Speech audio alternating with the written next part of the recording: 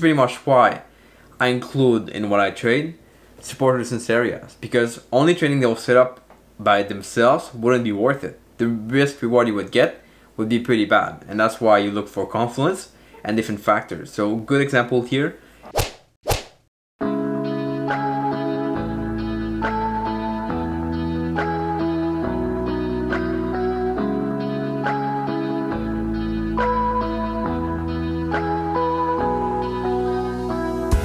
Good morning everyone, welcome back to today's video. Today we're going to do the weekly review. As always on Monday morning, I want you guys to be ready for the week. I'll go through two examples of trade for the past week, as well as the review of what I plan to trade this week. I've gone through all the pairs so far, but I want to show you guys exactly what I'm looking for each pair.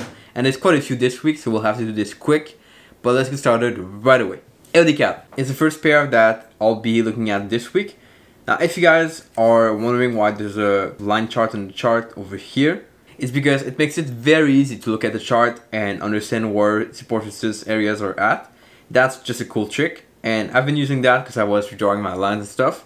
But we can keep it here. It's kind of cool to see this way, and kind of different also. So AOD is coming back to a support area, 0.97. We talked about this a few times. It's still the support. They didn't do much for the past week. And that's about it for the pair. I'll look for bullish signal on this pair. As you can see, it's close to the lower band of the Bollinger Band on the 4-hour chart and the 1-hour chart. And I actually think we had a setup over here, which I didn't take because this was on Friday. But that was a setup, and that's consolidating a little bit. But I did take a correlated trade to this. I'll get to that soon. But looking for bullish signals on that pair. LDGPY is also at a support area, although this one kind of bounced already in the past. So it's coming back to the 82 level. And basically, yeah, it bounced a little bit, coming back down, and this is where we can look for potential pullbacks in the pair and trading with the potential reversal we had at 82, which is a reversal to the upside. And that's what I'm going to look on this pair. AUD/USD is the next pair to talk about, which is approaching, and actually it's been for a couple of days at the 0.75 area. And this is where you look for bullish signals. See how it's been bouncing really nicely in the past. It's getting there again. So I'm going to look for a bullish trade on this, and if we see on the Bollinger Band, we have been close to getting a signal over here, but this was not a good signal. And on this 60-minute chart over here, we're above pretty much the middle band, so we'd have to wait for price to pull back to the lower band and look for trade opportunities at this point.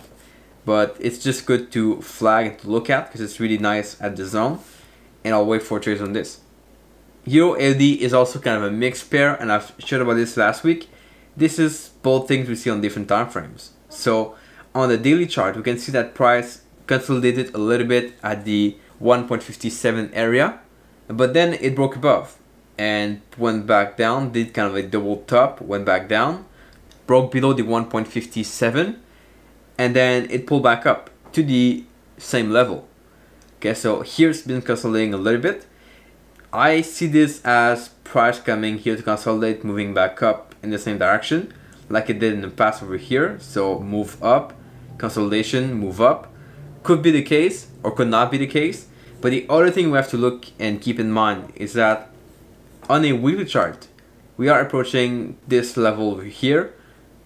So closer to 1.60, which is the level of resistance. We've been there in the past few times. And so that's why if we're going to buy on this pair at this level, we have to take profit in a short manner, and we have to be quick on that pair.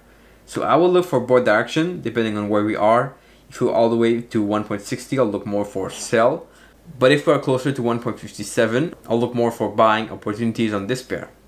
EURCAD is where I took a trade last week, still open. Basically, it was off the 1.55 area. We've been there in the past, we reversed quite strongly, and we were back here again. Okay, after this move that went all the way to 1.60. So engulfing candle here at the Bollinger Band after a break, same thing as usual. If you wonder what I trade, I'll put a video below explaining what I trade exactly. I hate to repeat myself, and I don't want to go through the whole process here, but that's going to be linked below. And the first half of this trade was closed at 1-to-1 reward to risk, already closed. The second half is going to be at 3-to-1. Quite of a big take profit, but it's still really possible. 1.528 or so, and that's about kind of here on the weekly chart. It's not big of a move, but still it is a 3-to-1 of reward to risk, and that's what I'm looking for. Euro GBP is reaching a resistance area, but this is not a major one. Like it's a little bit messy because it's been reversing in the past at different levels and went back up, went back down, back up, back down. So this is still an area of resistance. Okay, I don't know why there's no line over here. It's an intermediary zone on the daily chart. I want to see if price can reverse again at that zone or break above, and I'll decide what to do then. But cool area here, and price is really close to the zone, so looking for selling opportunities on this pair at 0.90, and that's what I'm going to look for this week. EURGPY is doing something similar, reaching the 132 area, and we could look for trades on the low time frame. Nothing happened yet, just bounced over here a little bit, but this is going to be easy to reach the higher band on both time frame. I think it's not too far, so it's going to be achievable, and I'm looking for selling opportunities on this pair. Euro USD, we talked about this a couple of times, pretty much every week for a long time. It's at the 1.17 support area, going all the way to 1.14, and I'm looking for bullish setup on this pair. We had kind of a move here on the downside last week, but keep in mind, if you want to trade this, here's why I don't trade that stuff. If you're going to aim for 3 to 1, which is what I aim for in terms of reward to risk, this is like not even 2 to 1. Okay, we could calculate this, but some people like to trade like all the setup that they see with the Babz band. I don't agree with this because like look at how this would appear. This is 1.6 to 1. I don't see why you would trade that, but this is pretty much why I include in what I trade support resistance areas, because only trading those set up by themselves wouldn't be worth it. The risk reward you would get would be pretty bad, and that's why you look for Confluence and different factors. So good example here, and that's why I look for bullish setup right now where we are at a support, and I'll look for trades on this week. GBP CAD, it's messy. GBP CHF is also reaching a major level, 1.30, a really cool round number, and we're pretty much the lowest point in a long time, since March. So that's pretty cool. Price has not done much so far, but I'm looking for a move to the lower band on the 4-hour chart or the 1-hour chart, and again the single with price action on the pair. That's going to be it for this pair, but it's really coming nicely to a nice round number. GBP NZD, we talked about this last week, the fact that it was reaching 1.96. Now it went down, not acting so nicely because we had no setup on this pair. It was messy, it was starting to get back to more normal, but we had no setup on the pair, so I'll just unflag it now. It's not really at the levels, between two levels, and I'll wait till price either gets back to 1.88 or 1.96. GBP/USD is where I also took a trade last week, and the trade happened on the 1-hour chart. Pretty much over here. I'll zoom this a little bit, but keep in mind this is at the 1.31 area where we've been bouncing in the past. Good support area. So basically, I was looking at this on the 1-hour chart. Engulfing candle here, breaking outside the Babz band a little bit.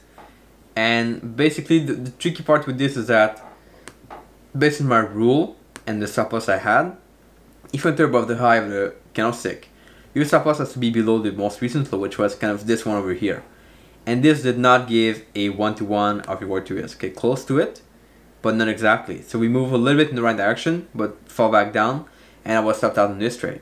I lose a little bit more trades than I win, but my reward to risk is bigger, hence why I still win in the end. Okay, but I want to stress and make a point here.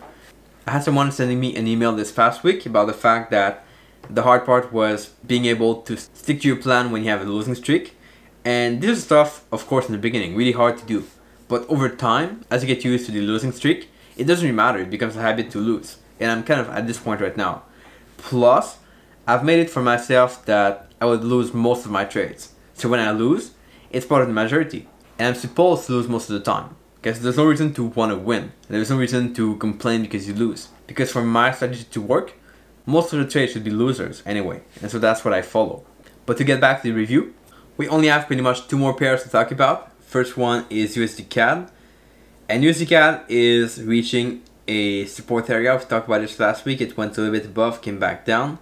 If you look at this on a candlestick chart, it's pretty interesting. It's basically one big candlestick coming back down, and I'm looking for a bullish setup on this pair at 1.31.